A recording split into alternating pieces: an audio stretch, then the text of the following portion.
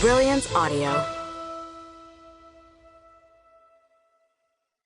Wicked Dreams by Lisa Jackson and Nancy Bush. Performed by Susan Erickson. Declan Bancroft stood at the bottom of the stairs, listening hard. His 80-plus-year-old ears played tricks on him sometimes, but those creaking boards upstairs had been plaguing him for days now.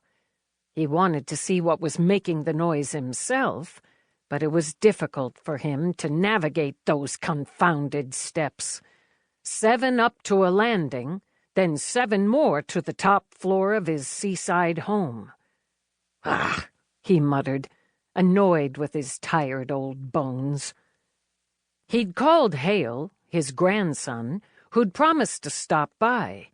But the boy was a man now, with a wife and a child and another one on the way. And though Declan and Hale were in business together, they spent less and less time after hours in each other's company. Hale was too busy, and Declan was too old. It hadn't always been that way.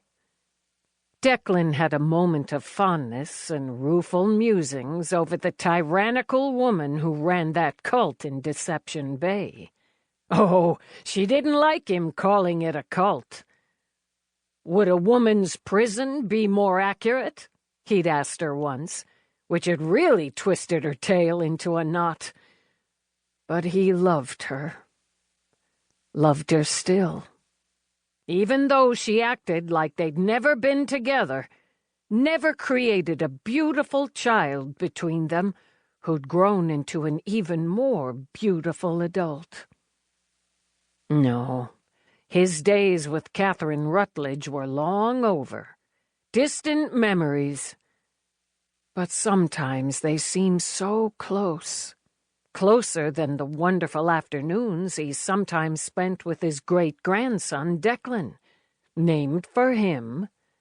5 years old and full of vinegar that boy was. Everyone had taken to calling him Declan right away, and that meant they called his old, tottering great-grandfather Declan Sr., just to keep them both straight. Declan wasn't really a senior. He had no son, just 2 daughters, and there'd been a time he'd been kind of confused about the whole thing. He could admit that now.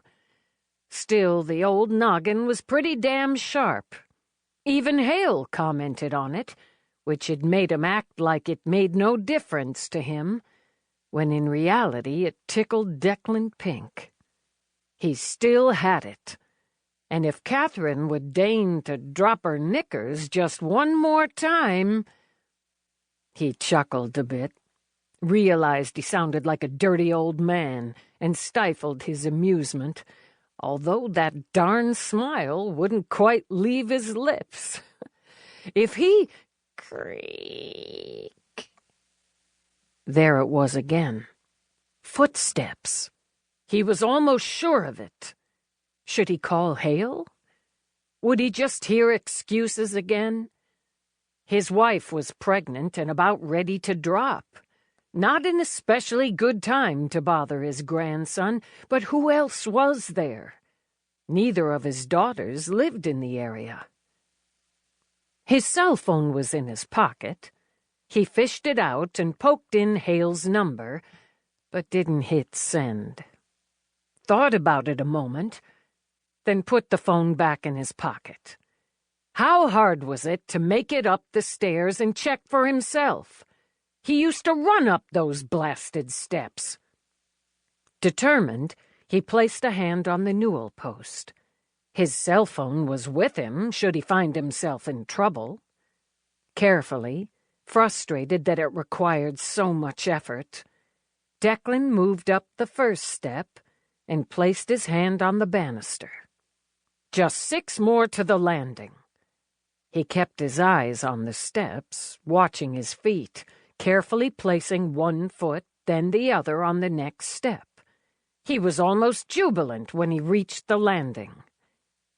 He looked up, and there was a young man standing at the top of the steps. His heart galumphed. "Who are you?" he demanded, but his voice quavered a little. "Who do you think?" he responded, grinning like a devil.